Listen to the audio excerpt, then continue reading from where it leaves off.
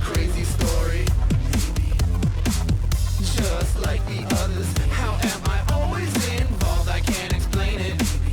Must be something in the air, or maybe it's just me. Is it me? Is it me? I can't explain. What else can I say? Great. That should be the literal beginning of it. It's just... Do you guys want to start? Cool. We're good? Okay, we're good. Cool. You guys, welcome to this podcast. I'm back in the podcasting game. I never thought I would be here. Mike Latus definitely threw me off podcasting, but we're back with a new podcast. It's called Is It Me? I'm your host, Michelle Forrester, and I've got two wonderful guests with me today. The first guest is our recurring guest. He's going to be here for the next 4 episodes, so get used to him. It's Josh Shapiro. Josh, what's up? Thank you for being here. Fuck yeah. Yeah, and our very first guest of the Is It Me podcast here today is my very best friend, my North Star, Steffy Velosa. How are you? Hello. Thank you for having me. So excited you're here. How do you feel? Is this your first podcast ever? Oh, yeah. Big time. It's okay. It's like me and Josh's like 80th podcast. Yes. You'll be fine. How long have you guys been friends for? We've been friends for like, holy smokes. We've known each other since kindergarten. Oh shit. But we were enemies for most of elementary school. Okay. Yeah, we have a cute friendship story. Yeah. From enemies to besties. Yeah. How did the war start? How'd you guys become enemies? Young men, really. I think we were both just really loud, like young, opinionated girls, and they just like pinned us against each other, really. Yeah. The boys didn't like that we were like they made 2 camps. There was the Michelle camp and the Steffi camp, and like you couldn't be friends with both of us. You had to choose one. And most of the time they didn't choose either. No. Yeah. And we made the mistake of never communicating. So like all of the communications was just like via these guys who would like come over and be like, Steffi said the craziest shit about you. And then go back and be like, Michelle said this. And like, it was just, it was good old. And they were following you, so you guys had like your own like crew of dudes that like you were the leader of, kind of. We didn't see the power back then. No, Yeah, we did have the power, but we didn't see it. We didn't claim it. So it was the same group actually. They would just like flop back and forth. Oh, okay. How men do that sometimes. Yeah. Well, boys at the time. Well, boys, yeah, for sure. I'm so excited you guys are both here. The concept of the show is everything is so fitting because like last week, I think, or 2 weeks ago, the reason I want Steffi to be my first guest is because I had like sent you this like spiraling text, and there was like this long paragraph, and at the end it was just like, is it me? Like, am I the problem with like just like my interpersonal relationships and stuff? And then when I was talking to Pantelis, and I was kind of like explaining to him that I wanted this show to be about like spiraling and having anxiety, and kind of like when you're older, as you like enter your 20s, like you lose friends, you gain friends, like you change, you go through so many different versions of yourself. And like at the end of the day, like do you have like it, like your insecurities definitely like come through, and so I kind of just wanted to explore that. And so I'm like explaining this to Pantelis, and he goes, what about is it me? And then I like went back and I was like, oh my God, I literally just sent that text to Steffi like 2 weeks ago. So it had this like kind of perfect poetic moment. So that's the story of why the show is here. That's awesome. And I know you pretty well, and it literally sounds like your life. So Yeah. It's perfect. I think all of us, more often than not, people are spiraling. So let's spiral together, I think. Yeah. Do you guys feel like you guys are more depression or anxiety? I think this is a question I want to keep asking guests. Like, do you lean more anxious or lean more depressed? I think maybe we all suffer from both, but Yeah, I would have to say maybe it's like 60-40, 60 on the depressed side. you're okay. So you I would say lean depression, lean yeah. depressed, but like it's close. You know? Yeah, I mean they usually come together. They're like Okay. twins, but yeah, okay, that makes sense. I also lean depression. Do you lean anxiety? It's a cycle for me. That is like very clear. And usually it stays in anxiety and like accumulates to like a 2-day depression situation, and then it starts again. Right. But in your everyday, do you like identify more with like being depressed or being anxious? Yeah, on the day-to-day, for sure, anxious. Anxious. Okay. I forgot to introduce our producer. He is here, Matthew Bertelli. How are you? I'm good. Good. Do you lean more? Do you lean more anxious or more depressed? I'm like 95% anxiety. Like 5% depression. I saw it in that way. You're 95%. Oh, you're really Till we get to the void. you're really anxious. Yeah. Are you All the anxious? Are you anxious right now? Yeah. Especially from like waking up to like 7 p.m. It's just pure anxiety. Right. And then the anxiety wears off and then I'm chill. So your anxiety wears off around 7 p.m. Yeah. just like at nightfall. Unless it's dark outside and no one could see me anymore. Yeah. Do you guys have like things that you do when you're depressed? Like, do you make it better? You make it worse for yourselves?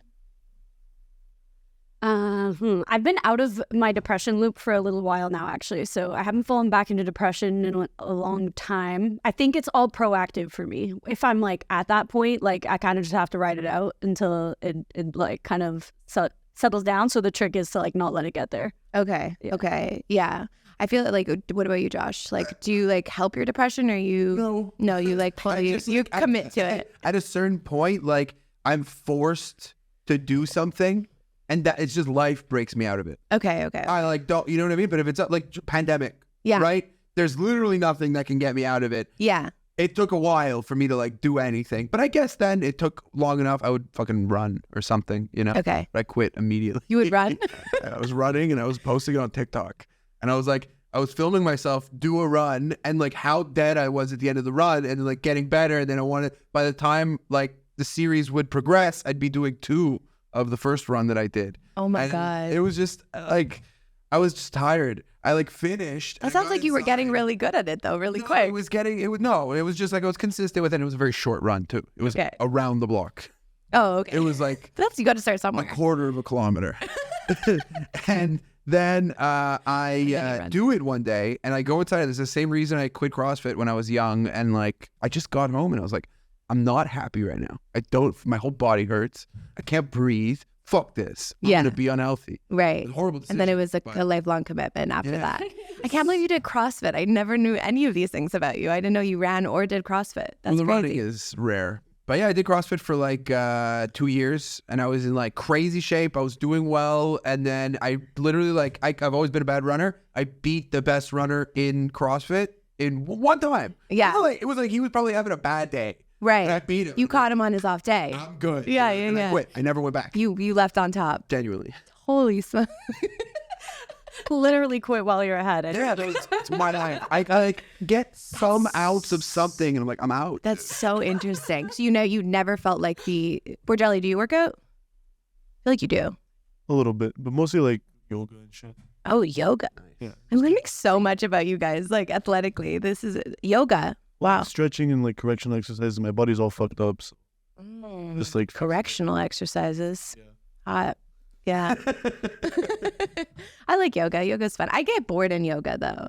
Like I have a tendency to not be able to be like super mindful. So I just hate mindfulness. I hate the idea. Like whenever I'm trying to be mindful, I'm always like, I'm trying to be mindful right now. This is stupid. And then I kind of like you and I'm like, fuck it. I'm just going to be depressed forever. Exactly. Like I think sometimes depression gives me like a cool factor. And I feel like I've talked about this maybe a little bit on stage, but like sometimes I feel like being depressed, I'm the person who's like, this is going to be my whole personality right now. Like I'm going to be sad about everything.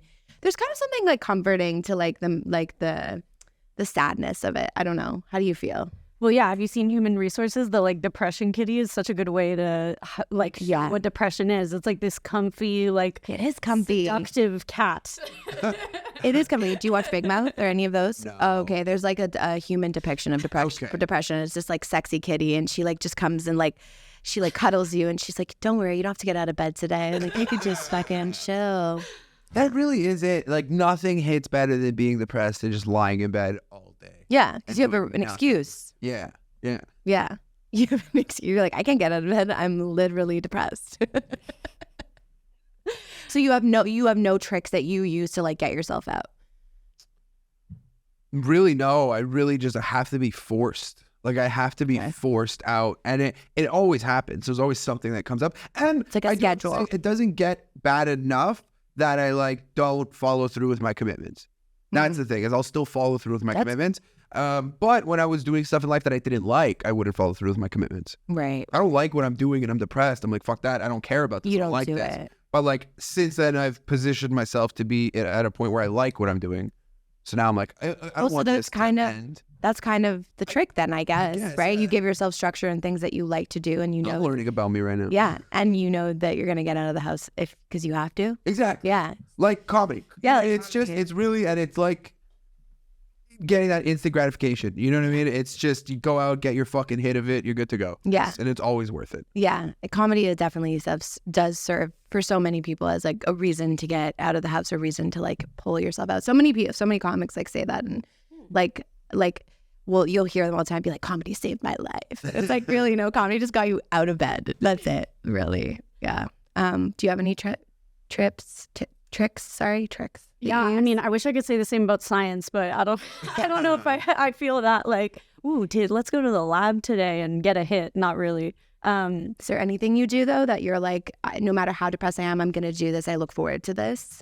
Yeah, I'm trying to think. I think for me, like similar to what Josh said about structure has been really helping me out and like making sure I allot time for things that I enjoy. And maybe unlike you guys, I actually enjoy mindfulness. I think that the attitude of like, a lot of people have a misconception. I think that you're supposed to be able to sit there and not think of anything, but that's like really not the goal at all. It's to be able to just like notice your thoughts. And that gives you some distance from them. So you don't actually have to sit there not thinking about anything. That you just have to sit there thinking about your thinking. So like at first it's like uncomfortable and like boring, like you said, but then after a while you kind of like. I felt you like glaring at me when I said that. When I said I was like, I hate mindfulness, I felt you like coming because you've been so good at like practicing. Like Steffi's like the kind of person where like her and I like, I think like especially in the last 5 years, I think we've been through like some of our most like difficult times together, and you're so good at like adopting and like practicing what you learn. Like you learn it and you're like, now I have to do this, and you're so good at the follow through. But yeah, I guess I've always thought of mindfulness as like quieting your brain, but you just have to like accept your thoughts as they come in. Exactly. But what if you're running from your thoughts? But then the thing that's if you're running from your demons. But if you're able to notice your thoughts and see that you're thinking about something, the interesting thing is it kind of disappears.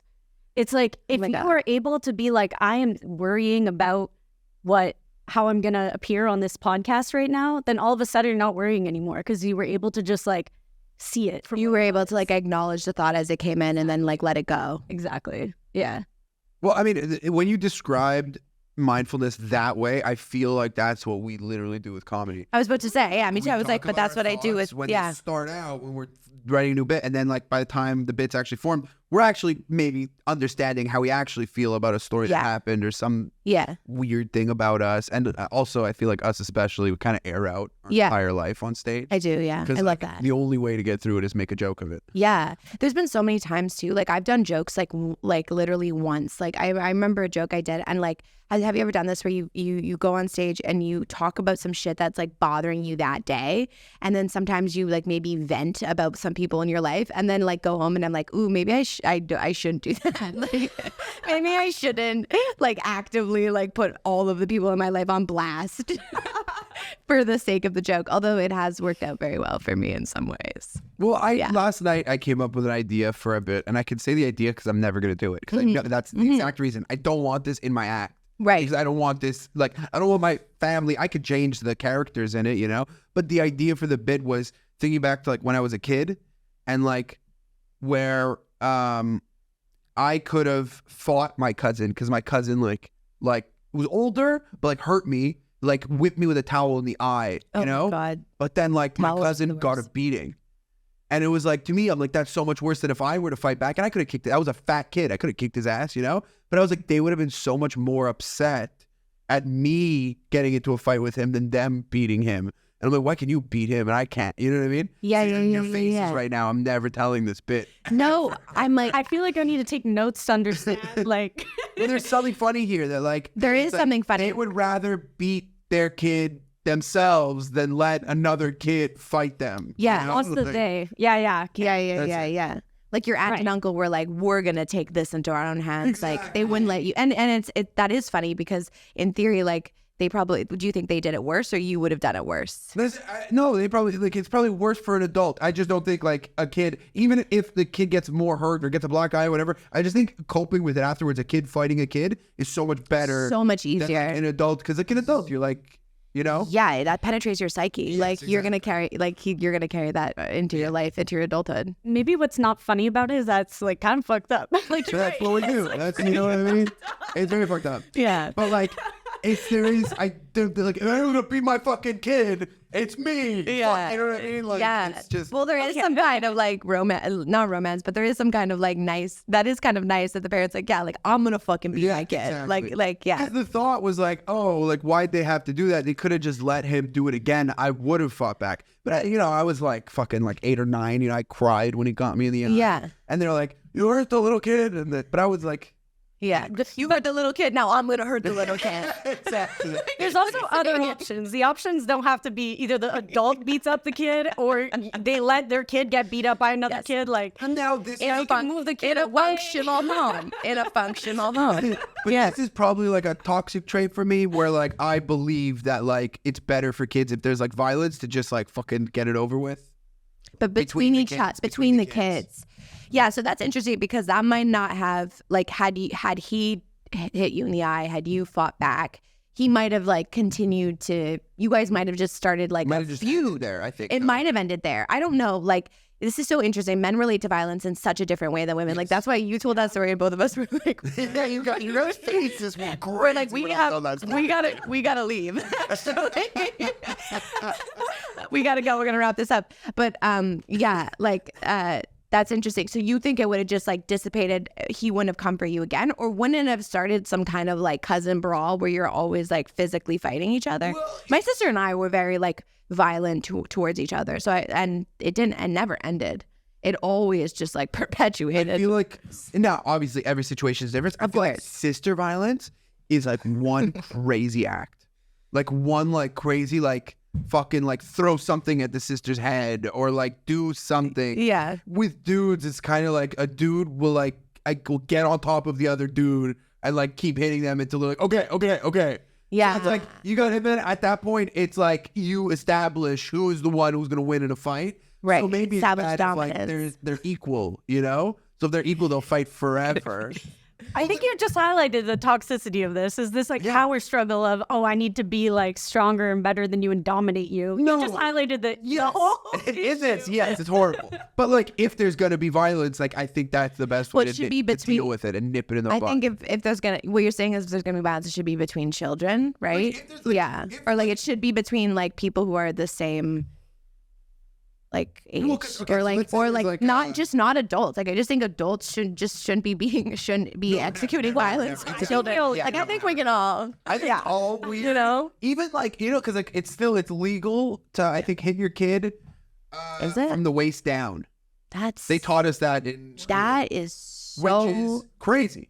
Still, and also for some reason doesn't sound like sounds like another kind of violence. well, that's what I'm saying. Sounds like Is that like spanking is like that's what is like the normalized hitting kids. Oh, That right, makes waist your kid down. so much like you know what I mean. yeah, that makes your kid kinky AF. I That's don't know. it. That's It's like you're weird. pushing them in a whole other direction now. Yeah. Um, Also, just I love to think of like a law, like the law that's just like you can be your kids, but it's got to be waist down. Like that's crazy.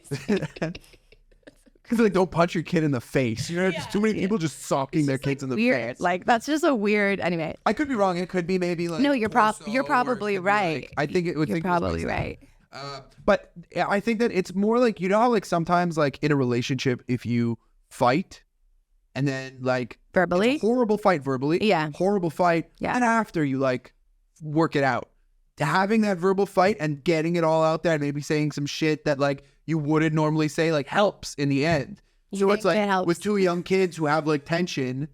They Right. fucking just, you know what I Get mean? it- They get get- that tension out. And they're not most of the time smart enough to talk about whatever the issues are. Right. But not in a situation where there's clearly like a bigger kid just beating the shit out of a smaller kid all the time. Like that's Right. not, I'm not saying that kind of Yeah. thing is good. It's I so think it becomes difficult to draw the line of like when it's okay to express anger in that way and when it's not. So I feel like though I agree that there's like clearly some sort of pent up feeling that needs to be released, I'm not sure if I agree that like letting them have it out is maybe the best way to resolve it. Like maybe they both separate and go like punch a pillow or like run around and scream a little bit, you know? Yeah. And they're not hurting anyone. That's fair. I don't think we should like gather around them and like cheer it. I mean, I'm going to be taking, what are you talking about? I'm going to be taking bets. She's taking bets. It's going to be a full child ring. There's Yeah. literally like a video of a mom making her kid fight another kid, and the kid's like crying and losing. He's like, I don't want to do this. And she's like, you got to get in there. You got to grow up. I know parents like that. I feel like Eric's dad is like that. Like my Eric, like Mark. Yeah, I know. Like I feel like we're name dropping on this. we can squeak it out if we need to. No one's gonna know, but it's like I feel like That's your worst nightmare. First of all, he would literally love the shout out. Okay, he is here. He's like, I'm here.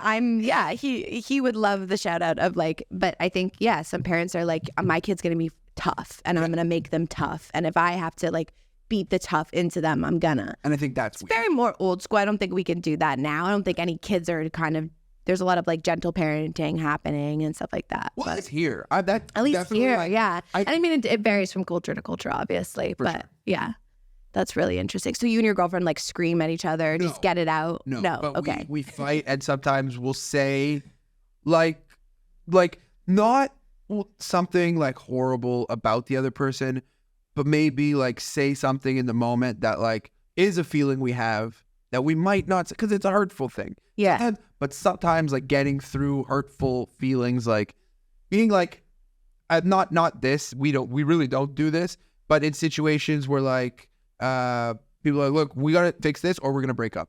Yeah. You know what I mean? And like ultimatums aren't good, but like saying something like that is like hard, but like it's kind of better to like Say it. Say it. And Well, it is better to say it than. and then actually talk about it afterwards, Yeah. But no, not screaming. If I scream, she hears me scream at other people, she cries. Like it's bad. Oh, that's good for you, actually. Have I you ever think. seen me yell? Yes, I've seen you yell. I've seen you. It's bad. When I really like imagine. I don't think I've ever seen you like really flip. Like you've explained to me like when you like flipped out on certain people. Yeah. I don't think I've seen it ever, but I definitely saw the beginning of it. Like a few, like Okay. in April, like a few outside. Grumpy's. I saw a little bit of it, but and I was like, there he is. There's the Italian. And That's the like that. that's the was Italian. like Yeah. 10% of what it is. Yeah, That that's was like crazy. not even. I go hard, dude. It's bad, but it's like it takes so much for me to get there. Yeah, it does. It takes so much. Yeah. I think like I'm so, I don't know, maybe you'll agree with this, but I feel like now I'm so sensitive to people yelling that like if someone starts yelling at me, like because I have it in me, but like what I have is like that's how my family communicated. We yelled at each other and then we went below the belt, like you know what I mean, with our words. Like we really, it was like, what's the thing that's going to hurt you the most at this very moment? So I have that in me, and it comes out. Sometimes it comes out in really bad ways. But so now, because we were talking about this on the way over, because I know that I can get there, I have to remove myself, because I'm like, I'm about to blow up this entire fucking place. Like I'm going to take every single person down, and you're all going to have like, it's going to be so bad and so ugly. And I don't like that part of myself. So I have to like remove myself. I'm so sensitive to yelling now. And it's so ironic because I grew up with it, and it's also, I feel very safe in it too. While it's happening, Oddly. and then there's almost like a shame over after. There's such a shame. Honestly, that like that anxiety after you like go off on someone is like the crazy. worst. Yeah. Because it's like you got your tail between your legs, because you know it's wrong, and you know that you have to go, and you know that you should apologize for them. I mean, it depends who you're yelling at. There have been moments where I've been like, that skill has served me very well, and I'm like, I don't feel like I need to apologize to that person. That person was being a dirtbag. But yeah, I feel like really like definitely in after like my late 20s, I'm like, I can't be around anyone who yells. Like I just like literally break down. Like my whole nervous system just like collapses. Yeah. Yeah, I think this really fuels people being conflict averse. Like I was saying in the car on the way here, I think people are uncomfortable of who they can become in conflict, and that's a scary place. So people tend to have kind of two reactions of either like shutting down or like making themselves like bigger or angrier. Yeah. And like Michelle, like that's definitely my default, and my partner's default is definitely more like to kind of like shut down. So instead of like having it out kind of like we do what you described of like, we both just need a second to like Go to the room and to like chill out, and then like we can talk it out. Have you guys ever done any like anger work? I've like seen people like do like part of like being in anger management or like anger work is like kind of like what you're saying, like screaming into a pillow or just like screaming at the top of your lungs and like getting it out. Have you guys ever done anything similar to that or no? No. I like. You just get it out of the people that you hate. No. If I'm being honest, I as a kid was kind of crazy with anger. Okay. So I kind of like just naturally got out because it was just like an issue where Right. like it wasn't same thing like you were saying where like in my family yelling at the top of our lungs at each other was just normal. Yeah. And then 20 minutes later, everything's fine. Like, so I was just too used to it. Yeah. So once it was like, okay, the world doesn't like this, I kind of like calmed down and like, Yeah. you know, dealt with things differently to not get to that point where I get angry. Yeah. Because sometimes it's really just impatience, you know? It is impatience, yeah. And I think what you said there is so like that's so true of like that period right after where everything's just fine. Yeah. It's like it's kind of like this like weird safety where you're just like, I can say whatever the fuck I want, get it all out at them. And you guys, and I think people don't really realize like you're also like inflicting stuff on them and they're taking it in, but then like 20 minutes later it's chill. So it's like, and that's just not real life. That's not real life. Exactly. But there's like a weird safety to it that you can literally say the most vicious things to these people. And then like 20 minutes later, they'll be like, do you want to like have a sandwich with me? Yes, like, exactly. do you want to? Huh. Yeah. I don't feel that way. I don't feel like chill after. I think it like throws me off for like a long time. For sure. For sure. It should. That's good. It should. That's great. That's called having like emotional regulation. That's very normal. But, I see why Michelle likes you. to answer your question about anger work, I've done a lot of work more addressing like hurt beneath anger because I think anger usually comes from that. But one time I went to this like wreck-it room where you like throw plates and like glassware and you have like hammers and axes and you're just going ballistic. To be honest, at first I felt like really uncomfortable. Like I felt so uneasy, like not easy. I felt like stressed out as hell. But then at one point I was like, okay, I'm safe. Like I'm wearing a hazmat suit for safety. Like let's just lean into this. And then I think I was like the craziest one, like smashing those glasses. So yeah, it was kind of cool. I've never done one of those rooms, but I've really, really wanted to. Like, I feel like they're probably really cathartic in a lot of ways. You just like, Yes. like go. When I used to do like drop-ins like kickboxing and boxing, like I would just lose my mind. Like, it was Fuck good. anyone up? No, it was just the bag. Like I was just fucking the bag. Okay. You know what I mean? I wish I could fuck someone up, but not actually. Like I don't really I don't mind like exerting the violence, but I don't like the consequence. You know what I mean? Like if ever I got, when my sister and I used to fight and we used to fight bad, like I never felt good after. Yes. Like I always walked away feeling like I just like fucking hit my younger sister. Like I feel like a complete dirtbag. No, of Like, course. you know what I mean? Like this is like, and we're both children. It's not like whatever, but it's like I remember that feeling of like feeling like such a dirtbag. The kid starts crying. You're like, wait, no. Yeah. It's so- Or like if you really are like if like, you know, you really get them, it's like, oh. That's why I don't understand like men who fight. Like I don't it doesn't like how do you walk away feeling like I do think really, there's an age limit to it. okay. At a certain point, like, you gotta stop. We're grown ups, and like somebody's gonna get hurt for real here. Yeah. But like when you're like 10 years, like I remember one time in the winter we used to go crazy. My friend and I just like we just looked at each other, and there was like we always had a little. We just beat the shit out of each other. I fell on the ground. He kicked me in the face. I jumped on him. I was just It was crazy, but then like we were good. Like Were you wearing just chilling. snowsuits? Yeah, literally.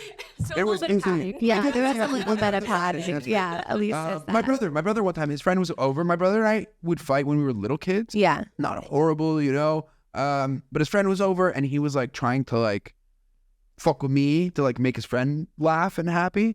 And he had a golf club, and he was poking me with the golf club, and he wanted me to react. And I'm like, my brother's an idiot. If I react while he has the golf club, he's gonna hit me with the golf club. Because that's like a move you don't do, but he's too stupid to know that you don't do that. Oh my God. But then the second he put the golf club away, I just jumped on him, and it was just, we never fought again.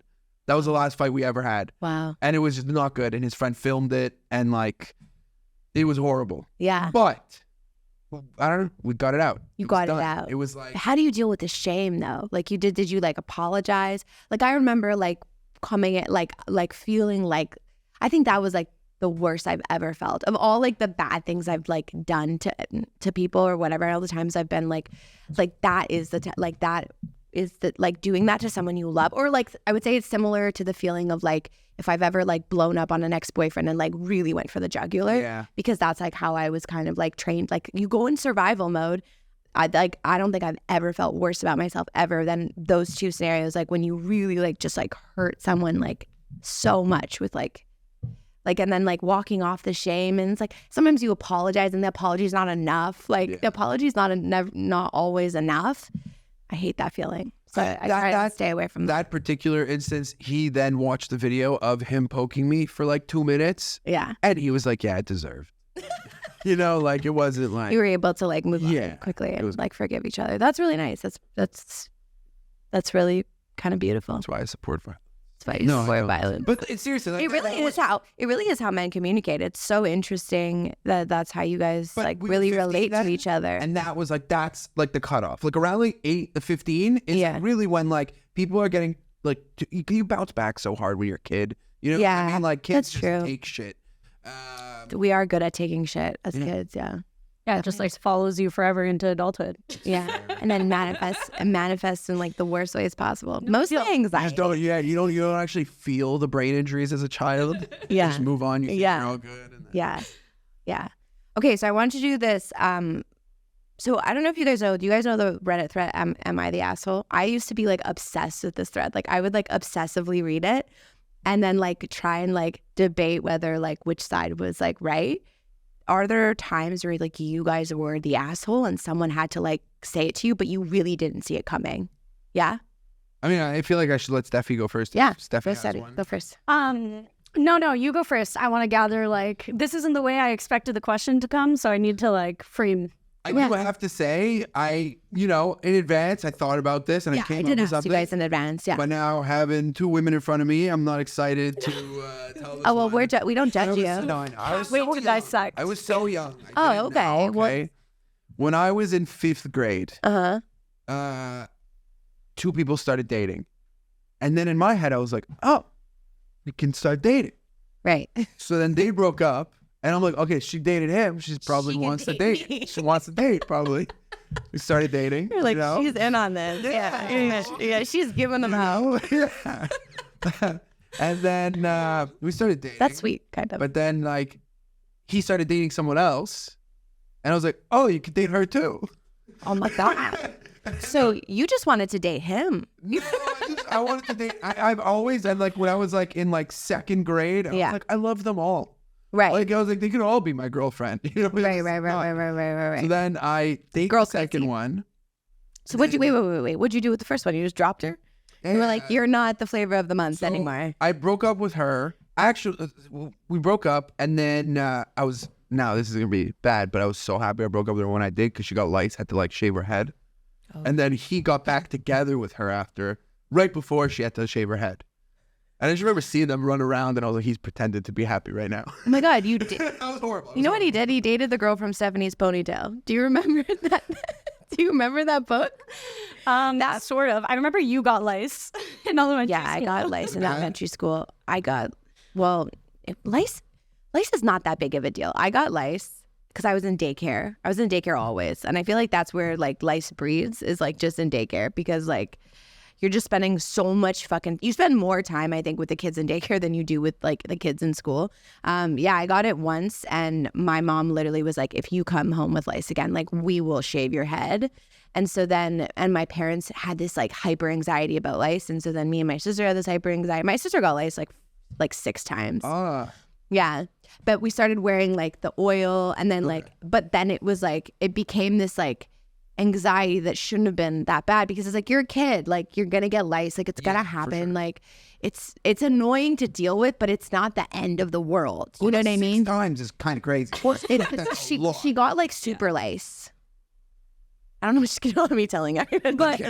But also kids are really mean about kids that get lice. Yeah. Case in point, you making fun of this girl for getting lice and having to shave her head. So I remember like being in line for the lice inspection. You were terrified because You were. If they named I was you, just excited you for a were head going to be made massage. fun of. Yeah, it was like a burning at the stake situation for sure. Like you were just waiting to see like, am I gonna make it through? Like, am I? It's like isolated in the Do I corner get? that has Yeah, lice. and then it's. Everyone's like, And then you never really forget that kid had lice because I didn't even know you remembered I had lice, and you clearly held that in for 20 years. You were like, you had lice. I don't know you did. It's because I didn't get lice, so I was like, oh, points and you had over such Michelle. you had such long hair. I mean, that's probably why the guys were hanging out with you that year. It was because I had lice. No, but do you know that Robert Munch story, Stephanie's ponytail? no. Do you, Burgels? No, you guys? Okay, so it's like basically it's just this girl, she comes to school with a ponytail and then everyone copies her ponytail. And then she hates that everyone copies her. So then the next day she wears another hairstyle and then everyone wears her hairstyle. And then she just like the book progresses and she just kind of keeps like changing hairstyle. Like this guy, he was changing girlfriends and you were just like, oh, well, now I want that girlfriend. That's fine. And then the end of the book is, it's actually very funny. She wears a bald cap to school and then everyone shaves their head, including the teachers. And then the next day she comes to school and she wears her ponytail and everyone else is bald because like, and it's kind of like a lesson about like following and like not being a follower and like whatever. But that's really funny. I gotta say, I told the story wrong. I lied. I didn't lie. I just did. Okay, correct it. While you guys were talking about it, I realized the actual first. There was a girlfriend before the one who ended up shaving her head. Okay. And Okay. that was the first relationship. But I just forgot because of the way it happened. It was just natural. We were in the after-school program and we were running around having fun and laughing. We were having so much fun. Then we just stopped and looked at each other. And I was like, "Do you want to be my girlfriend?" And she was like, "Yeah." And then we were boyfriend and girlfriend. And I forgot this part. Also, I was the asshole. It was like Valentine's Day right after. And I was like, okay, yeah. Like, and then I tried to kiss her. And she was like, no. Like, I'm not going to kiss a boy. Right. Like, so what are we even doing here? And then they were dating. I was like, maybe she'll kiss me. And then we started dating. And then did she kiss you? Yes. And it was her idea, too.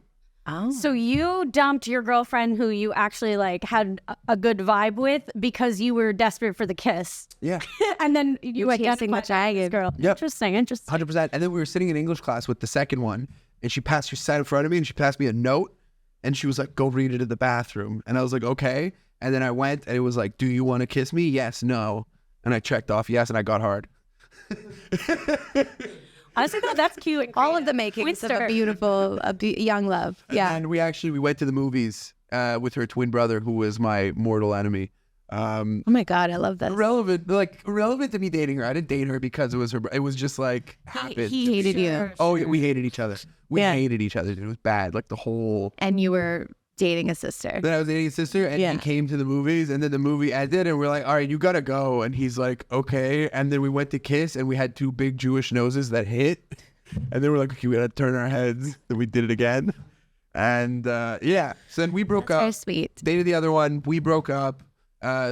Then I asked out one more. So now at this point, I've dated 3 girls in a very quick succession. Right. And I asked out another one. You're a fuckboy. And she's like, no, we're mad at you. And I can't tell you why. She's like, I was going to say yes, but we're mad at you. We're mad at you, like the female population. Yeah. And I'm like, what did I do? What the hell did I do? And they wouldn't, like, you got to figure it out. And I'm trying to figure it out. I'm like, what did I do? And I'm trying to think of like a specific thing that I said to someone, I did someone. And then I'll never forget, they got me at a small auditorium and they all got on the stage and I sat there and they were like, you can't date all of us. You're not allowed to do that. You're going to pick one and stick with it. I was like, okay, that one. Okay. I just asked that. First of all, who are these girls? We need to find them. How old were these girls? This is fifth amazing. grade. Oh my Fifth God. grade, yeah. Amazing. Josh is, how old are you? 27? 25. 25. Okay, so there's like a few years between us. Oh, there you go. So maybe that's why. Yeah. That's badass that those girls were like, you got to pick us. That's so like John badass. Tucker Must Die. That's literally the plot of John Tucker Must Die. Literally took you and called you out and like, wow. And they like sat me down. And what did you do? They were on the stage. And I was like, okay, the one who I just asked out, I pick her. Oh my I dated God. her, and then we broke up a few days later, and then I think that was the end of my elementary school dating. Okay. 6th grade, it was pure just, I learned how to jerk off, and I was like, You were like, I don't need this. Yeah. That was a wild ride. That is a wild ride. But you didn't know you were an ass. I didn't know. You didn't know that you were like, but just chasing and dating all like different girls. You were like, I'm just like figuring my life out. You were dating. And it didn't bother me if they dated someone else. Truly though, like you meant I that. didn't even consider it. I didn't care. So I didn't So yeah, because you were just after the kiss. Exactly. They were after the emotional connection. Exactly. Yeah. Wow. Right. This sounds exactly like my relationship that I just got out of. It's also the plot of the Barbie movie. I actually was thinking that too. I was like, it's also the plot of the Barbie movie. Yeah. That's crazy. Hilarious. Cool. And like did you like after that, did your dating patterns change, or you were kind of just like, Well, I kind of learned after that. yeah, you were like, kind of like, yeah, you know, maybe be more secretive at least. yeah, like, if anything. like maybe like, Wait. like the day you break up with someone, you ask someone else out, you know. Oh my God. I don't know if I did it the day, but it was. That's hilarious. You go home. You're in elementary school. You go home. Yeah. You're thinking about it all night. You're You're just banging out, kids. sleeping. You're like, I'm gonna ask her out tomorrow. I was so like, So I would come up with sweet. these plans, and I wouldn't ever follow through on these plans, but I would just. Yeah, but that's part of it. Like when you're young and you don't understand, it's just like the imagining that's the best part. Exactly. Like we're so odd.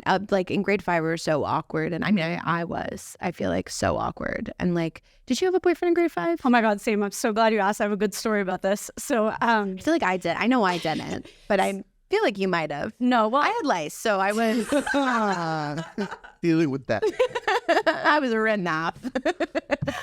oh my gosh. No, so it was the MSN days. And I did like a boy, and then I got MSN, and then like turned out he liked me too. So we decided we were going to be boyfriend girlfriend over Messenger. And then like I had so much anxiety about this, like what you were just describing, like not being able to sleep. Like I honestly really panicked, and I think my mom just like didn't know what to do with this like level of panic that I had like told this guy that I liked him. So she was like, just like, it's MSN, just like delete MSN, like no big deal, like no big deal. You don't, it's fine. So then like, just ghost him.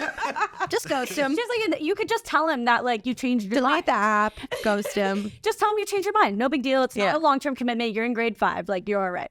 So then, but then the next day he like, because we agreed not to talk to each other at school. So we like ignored each other. It's the end of the day. And I remember he put his arm around me and was like, see you on MSN later. And I turned around and was like, I deleted you. Oh my god, dude. God. Dramatic. So dramatic. I love it. But out of like pure fear, like I was like panic. I don't even think I have the You liked words him. to explain. Yeah, I liked him. Yeah, you were But I freaked out by how much you liked so him. freaked out. Yeah. So then I was like, I deleted you. And then the worst part is we never spoke again, and we went to the same high school. So this poor guy. Wow. This poor guy Oh my God, I just, can't even remember who it is. I can't wait for you to tell me off camera. Like, I really. Him in his podcast. Honestly, Yeah. I feel bad. I've thought about like being like, hey, dude, by the way, like when we were in grade 5, but it's like there's a statute of limitations. Yeah, Like, I feel like at this he's not point, sitting around he's thinking gonna be about like, this. "Get over yourself." I'm not thinking, but maybe he is. Maybe it was like a core moment for him. I don't know. But I think it's so funny. Isn't it so funny that when we're younger, we're able to have these like, "I want to be your," like there was no like shame of like, "I want to be your boyfriend." I want to be boyfriend and girlfriend. Like you got right to the title. Yeah. And then later on in life, that like getting that title is like the hardest thing to get from anyone. Yeah. Like it's kind of cool that when you're younger, you're able to like have those conversations and not really like care if it's embarrassing or not. Like you're so not prone to rejection. So you don't like, I feel like when you're younger, you just like put yourself out there when you like that girl sending you that thing of like, hey, do you want a kiss? Like, you know what I mean? I For see sure. Yes. And she put no. You know what I mean? Like no was an option. True. Yeah, that's a good point. I don't. Yeah, I think you're right, but I think another part of it is you maybe don't know you're not aware of like what it is you're actually Yeah. asking Committing for, to, right? yeah. So that's why Yeah. when you're older, it's like you don't really know what it is. So you're kind of like, well, So you guys just never spoke again. no. Like casually maybe in high school a couple times, but this was never addressed. And it was like, It's badass. I felt awkward about it. But so I feel like that's really normal. And it's good to hear it from your side because I've seen it from like the dude side where like there's almost no explanation as to why. And it's like, oh, I thought they liked each other, whatever. And then it's just some other thing that like it's nerve-wracking to get into. Yeah. It's weird. There's so many other things. And then like you guys didn't want to talk in school. So now you have this like, you got to go in school like you're a spy. You can't the best eye part. contact with this guy. best Everyone's part. going to know, you know? Yes, it is the best part actually. But like, you're like freaking, you're like, what if I fuck it up? What if I look at him and Yeah. smile? And then, yeah, exactly. And I think like also because in our elementary school, people were like always making fun of each other for anything. It was like, this is just going to be ammunition, you know? Like, Yeah, it definitely was. Yeah, there was definitely a lot of like low key bullying, high key bullying. you would have got together with the rest of the boys and just come at her. Probably. Yeah, I would have taken her down. That would have What's been like the worst like situation of an argument with you guys in or there was never really there was a anything, few. like- I mean, there was like a few. Like this was like a multi-year battle. Like We had dance battles sometimes. we had dance We were both battles. in dance. Dude. Because we were both to dance, but so my whole family to dance, like all my aunts, my cousins, we all did dance at the same place. But it wasn't like a competitive dance school. It was just like a school in Saint Laurent, and it just so happened that all my cousins, my aunts went there. So it was just kind of like part of it that you were in it. So I was in it since I was 2 years old. So I danced a lot, but she danced very competitively. So. And for some reason, we would just, because we both danced, we were like, let's do this. And we had background dancers. It was like a whole we thing. like choreographed with people. Like it wasn't just me and versus Michelle. It was like Michelle and her posse versus me and my posse. Yeah. And like who would judge? And we're just yelling 5, don't know. 6, 7, 8.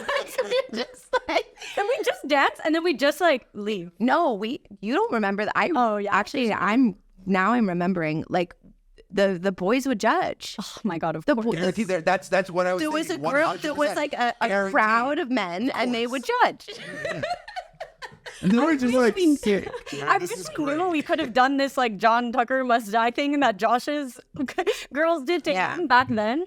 Yeah. So it would be different. Well, you know what? Yeah, the we issue would have is? been on the same Looking side. back, the issue is that me and the other guy, it was just us two dating him, but we should have got together. Well, that's what I'm saying. You were just chasing Let's him. fucking figure it out. Well, he was chasing me too. He Like, was, yeah. Well, that's not how you painted it. What the context that you gave when me, it started, sounded like you when were I started, dating. I forgot about the first one, and the first one was the only like real one. You know? Yeah.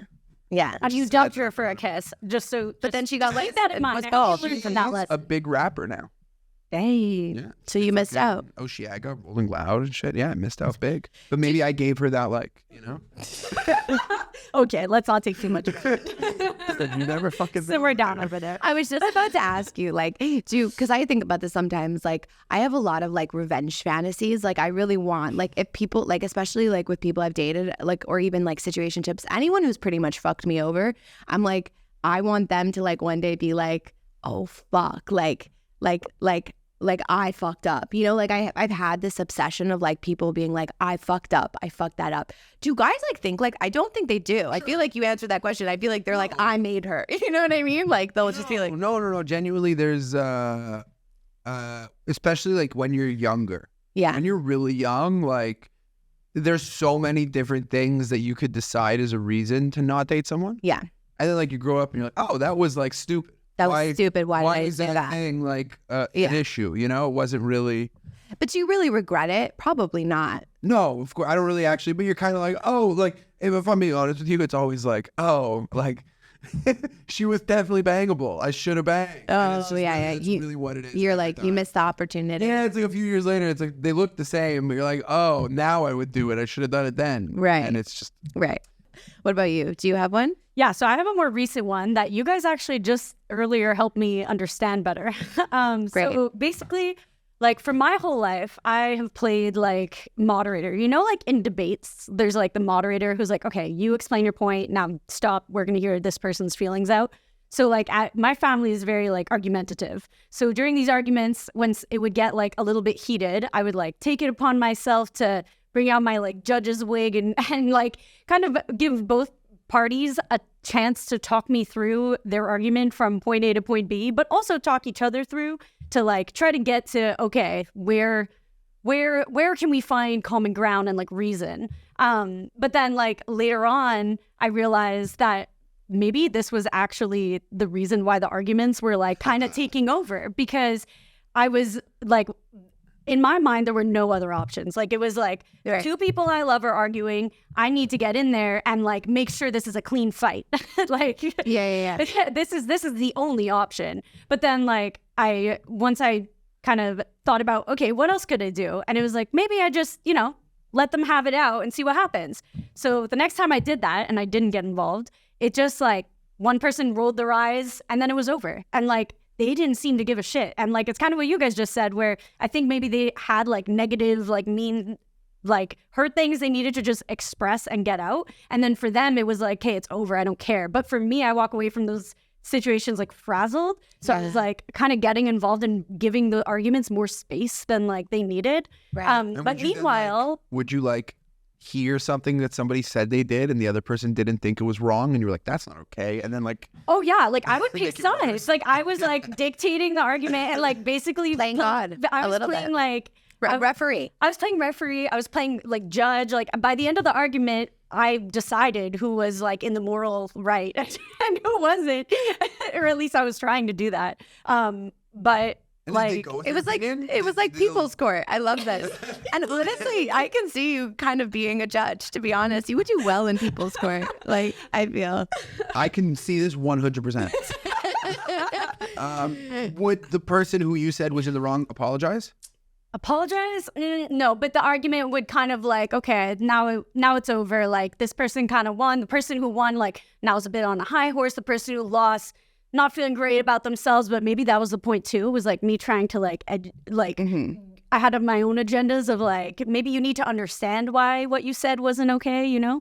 Yeah. But still, that's super like playing God and whatever. And then like when I took myself out of that picture, it was like, okay, boom, fight, say terrible things, and then it's over and we move on. Yeah. So.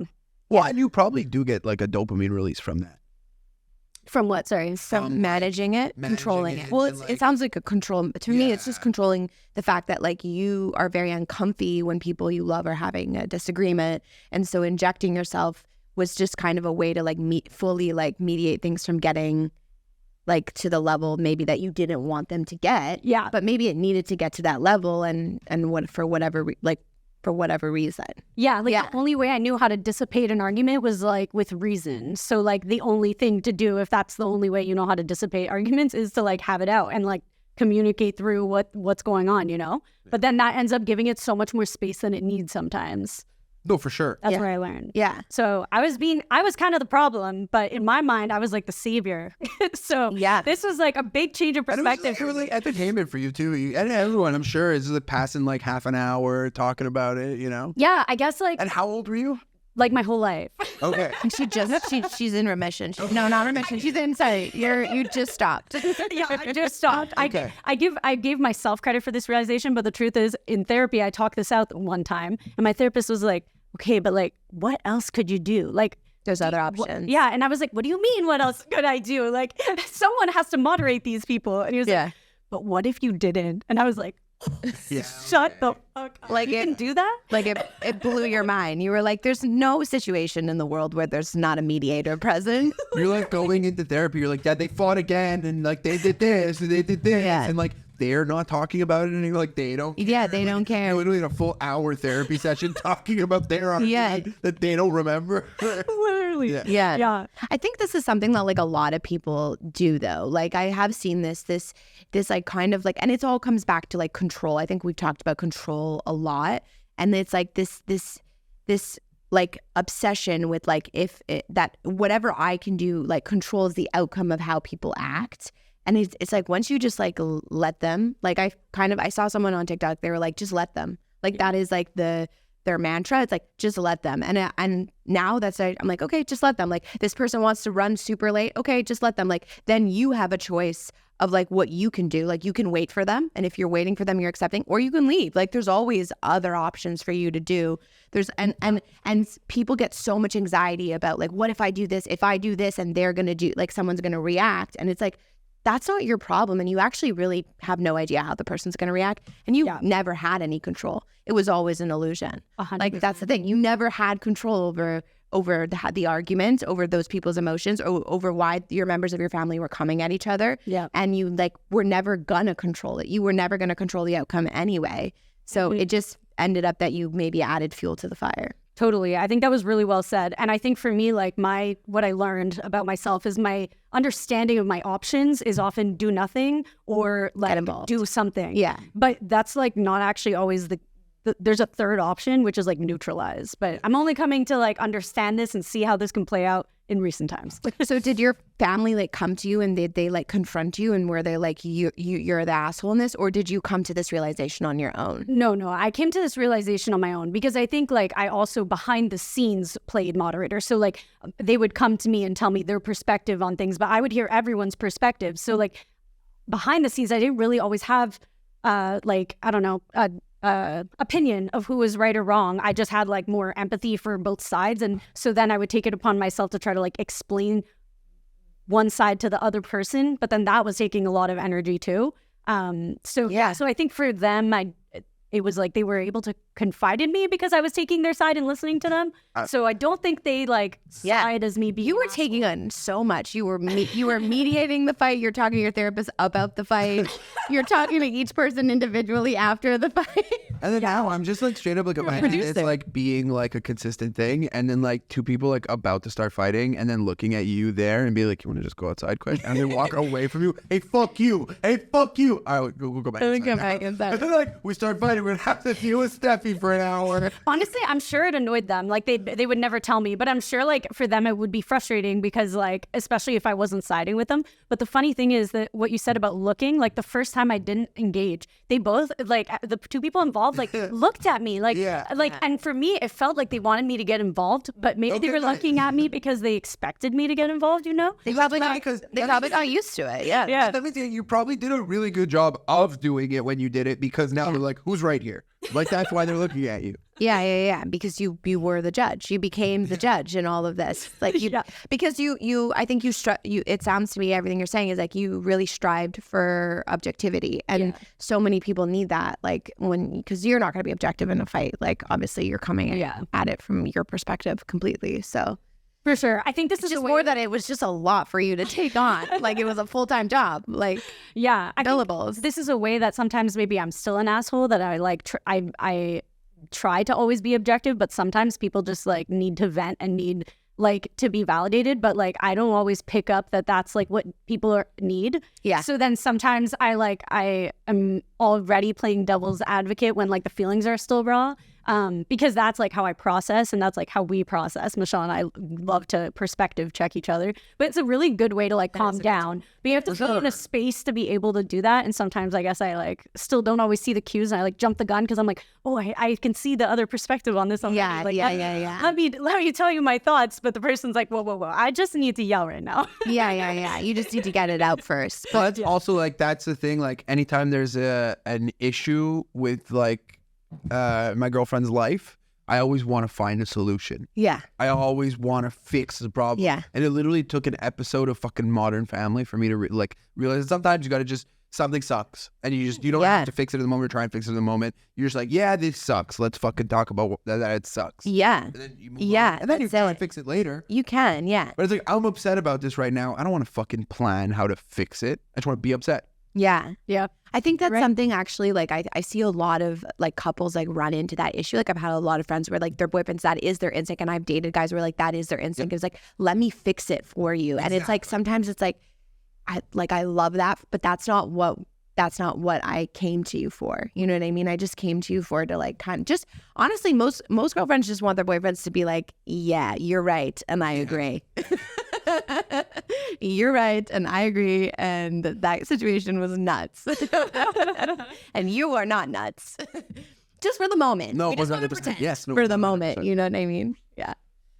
That is there. Okay. So I was like, that's a really good like example of like a time when you realized that you were an asshole, like on your own. Is there ever a time where you were like blindsided by someone being like, you shouldn't do this? I feel like you and I have had there was a lot of things that like I didn't that we did that like maybe people checked us for, and like we didn't realize like that you couldn't do that. Like maybe like beginning of high school and stuff. Like I don't know. Okay. Yeah.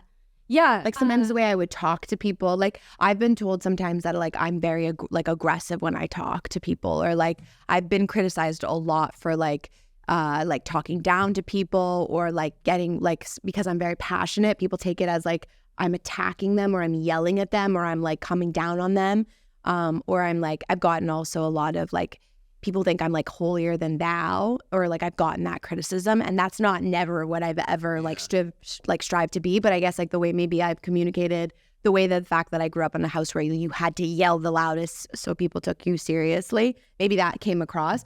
But that was like very jarring for me when I like realized that like sometimes the way that I speak to people is like makes them uncomfortable. Like they don't, or they like, I've had a lot of boyfriends tell me that like the way you talk to me like like I'm just gonna shut down. Like I'm not gonna, like you're not making this a safe space for me to like kind of like argue. Right. Yeah. Sorry. Beep it. What were you saying? Sorry, that threw me off. We should beep that. I'm not cool with that kind of language. Sorry. Okay. She'll tell you. I just always think of community. That's when it's, like I think of, because that's from Community. The safe space? No, gay. Okay. What do you mean that's from To me, it was people just so used to say funny. that all the time. No, but in Community they always go gay. Like it's like that's Anyway, But I'm sorry, just But the we way get- you described it, I need you to understand that. Like, It sounded like a- you like telling a dude like yeah. What's why- up? Like and him sitting on a bed with his legs crossed. There's not a safe space for me. No, Like, I get that. No. But then like they gotta fuck after, you know? Uh, do you want me to address this or just Address it. They're like, that's my first thought. And then like after I realized like, no, of course there needs to be, and I'm The like, second thought was you should bleep that out. immediately. True. Okay, you're right. But just because this is like the classic like men thing, right? Of like, oh, like this, you pictured a man being weak, saying, I need a safe space. And then you like shat on him by using the word gay because of that. And like, this is what's wrong with men. No offense. No, But no like, problem at all. your standards of not Emotional. having emotions, none of you can uphold it. You all have emotions. River puff. Because I gotta go. I gotta defend myself here. Wait, let me finish. You're a civilian getting real right now.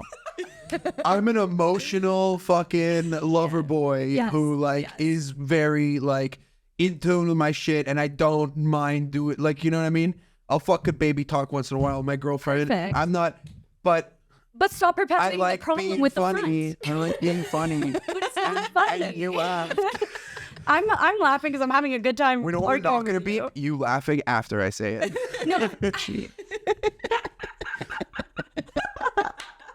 Okay, no. I appreciate that you came forward to say you have this other aspect of you, and you know what? I believe you. And all that's the do. real me. That's me for real. And I believe you all do, but you perpetuate the standard first. You perpetuate the default in your mind is still make fun of the weak dude, and like, but that has Also, societal To consequences. be fair, you're talking about an ex, right? Well, You're he knows talking who I'm talking about. So Oh, that's, I didn't even know that. That makes it so much funnier. That makes it so much funnier.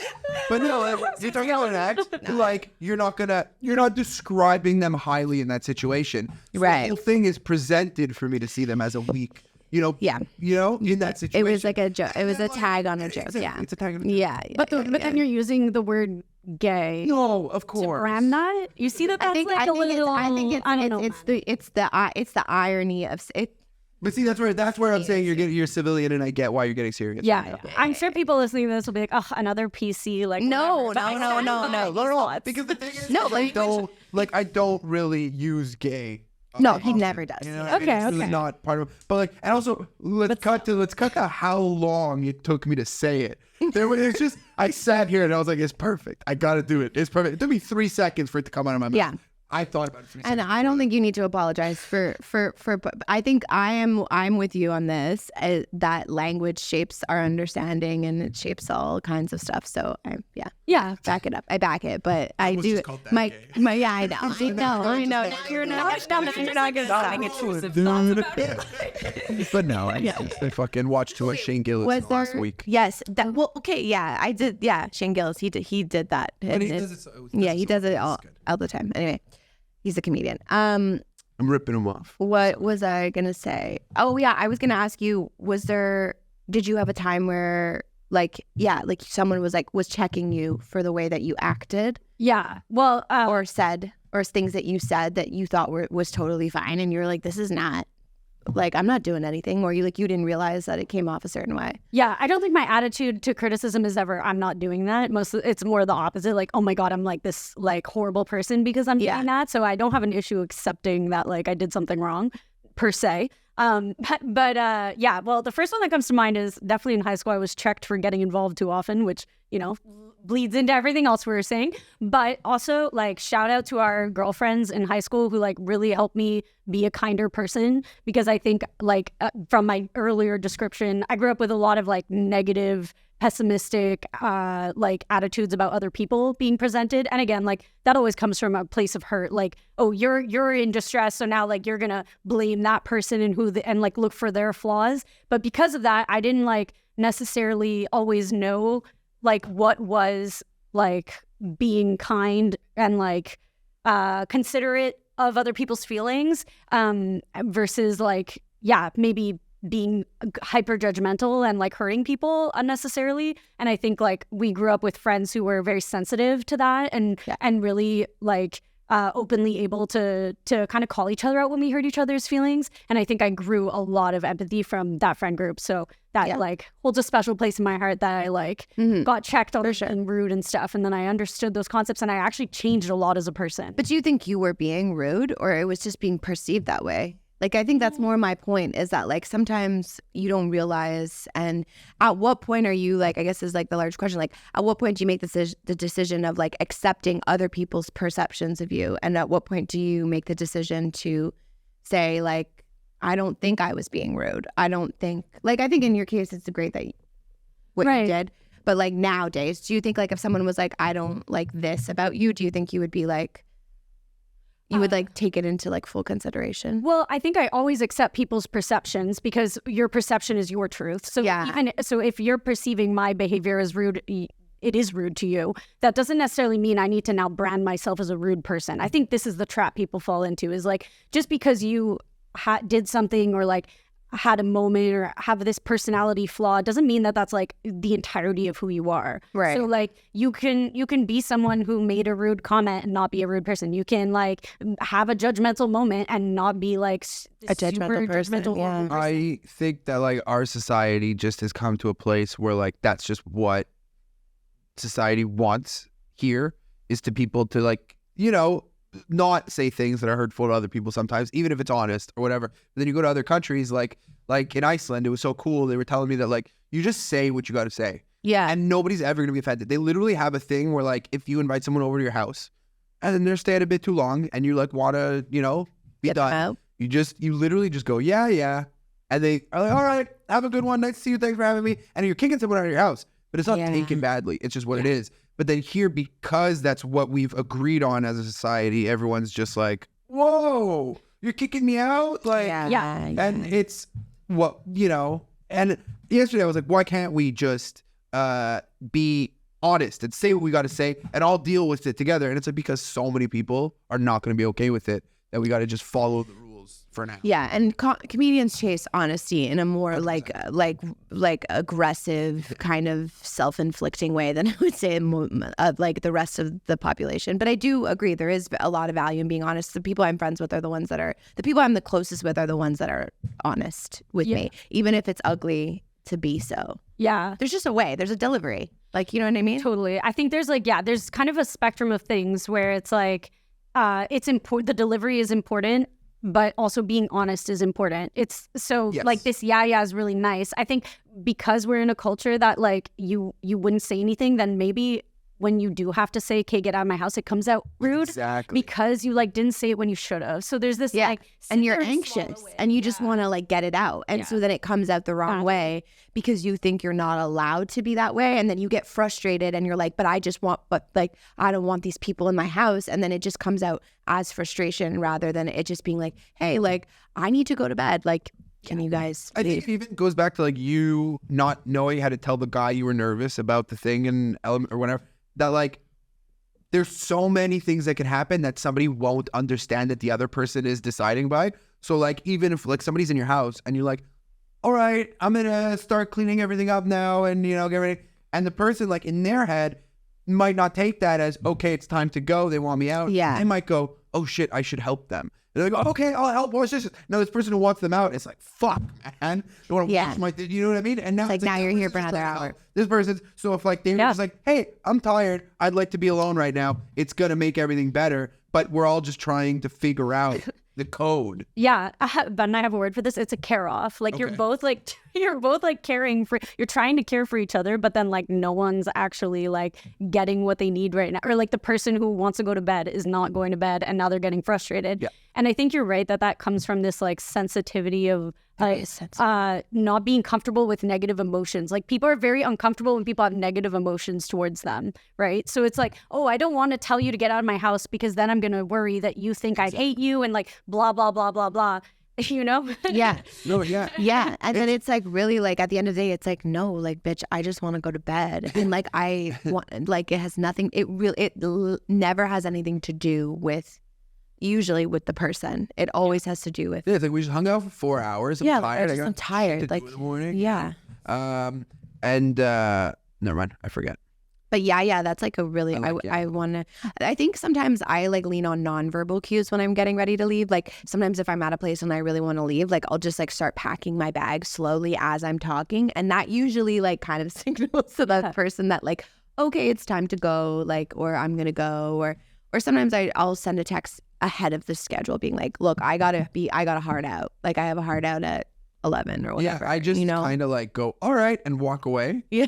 It's not good, but like, it's just what it is sometimes. Yeah. And it doesn't. And then the way I see it is in those situations where maybe somebody might take something bad, the next time I talk to them, it's going to be perfectly fine. And they're like, oh, okay, there's nothing wrong. I think that it's the fear of, oh, does this person not like me? Because we're not honest. There's so many people you deal with in your life that actually don't like you and just pretend to like you. Yeah. And maybe you find out about it or you know about others. So you're always paranoid. Do they actually like me? Maybe they don't like me. And it's like, no, like every time we see each other, we're going to have a good time. When I got to go, I got to go. If I don't want to hang out, I don't want to hang out. And that's it, you know? Why can't it just be that? But there's so much wrapped up in it, like on a like person by person basis that, then you like, and then like, or like, I remember, I mean, I don't do this anymore as much, but I remember when I would like go to events, sometimes I would like come home and I would just like have to send texts out to everybody that I hung out with, being like, sorry if I did this and sorry if and it's like, that's kind of an asshole move too, because now this person has to deal with this random apology that like, they didn't see anything wrong. Now, like, and there's like maybe like 1% of the time where you actually maybe did say something like that offended them and it will help to send that text, but most of the time nobody fucking cares. You're the only one that cares 100%. And that's it. There's work to do on both sides. Like the person who needs you out of the house needs to be able to communicate the fact that they need that, but then on the other end, the person has to not read in it. The person getting asked to leave has to do the work not to read into it and to like take things for face value. Yeah, like you said, at the end of the day, when you leave and you're spiraling about all the things you said, the people you were with, they're probably spiraling about the things they said. They're not thinking about the thing you said. For sure. For sure, they're not. And it's so true. It's I think it is like, I think that's where we need to, like a lot of people need to do a lot of work of like not reading into it and accepting that if that person has an issue, like let's say that person did have an issue with you, that they're going to fucking tell you. But the problem is a lot of people don't fucking tell you. Right. And so then you get, so that makes the spiraling. And that's the is it me, for me anyway, is that I do now subscribe to, I'm like, if you're pissed at me, it's your fucking responsibility to tell me. If you don't tell me, I'm going to act like everything is like peaches and cream. Yeah, like, I agree. It's not your, totally. It's not my responsibility. Like, and I can't read your mind. So you got to tell me. Why does it have to be this fucking game? Why does it have to be a game where I have to pick up that you're giving passive-aggressive signals that you're upset? Yeah. And I got to ask, and I got to figure it out. Passive-aggressiveness is like, I hate it so much. It's so bad. Yeah. And it's almost like there's just these dances always that you got to do, like paying the bill. You know, when you, like, two dudes who are going out together every day for a coffee, and they fight every day over the bill. You know what I mean? Yeah. Like, and that's like when I went to Italy, it was insane. But that's every time there they go is a out. Cultural because so many we just take turns. Yeah. Well, no, but that's how it should. It should be all right. When somebody goes, I'm gonna pay. And you know, I'm gonna pay. I'm like, all right, fine. Yeah. It's like you just kind of like going more than that, where they literally are like trying to like fight. Yeah. Whatever. My mom. It's insane. You know, somebody goes, if I go and pay the bill, and somebody goes, I'm gonna pay. I want to pay the bill. I'm like, fine, pay. Yeah. And then you just pay the next time. Yeah, and there's like it's crazy. It's crazy because then it's like the person offering to pay the bill is offering a nice gesture So now you're rejecting the nice gesture. I think that comes down more to like saving face. I think there's a lot of cultures that are like all about saving face. I definitely know that like my like Irish side is like very much about saving face. Like, you know, you don't like, you're not in imposition. You don't like, don't make yourself like too big. Like, you know, like you pay for your own, like treat people, but they can never treat you. Like they can come over, but you can never go over. Like there's a lot of like weird stuff. But like really at the end of the day, it was like, if I'm saying I want to treat you to a coffee and you're saying no, you're rejecting a nice gesture. And then if you're like and then you're like fighting me to like get it, it's like, it's so weird. Yeah. It's very weird. Yesterday, so on the other side, when I'm bartending, all like when people are having the argument, I'll be the one who decides. Oh, I have a machine, yeah. And I pick the one who I guess is gonna tip more. And it literally happened to me yesterday, and I got it right, and it was a great tip.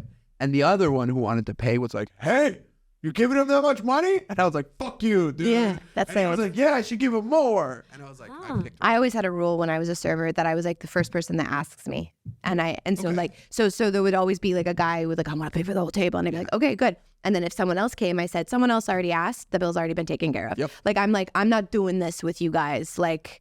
Yeah. Like the fighting. And that's a good way to get a good tip too, though, because then like the first person feels like you looked out for them. So it's like, it also works actually. In my experience though, usually that person is going to tip a normal tip.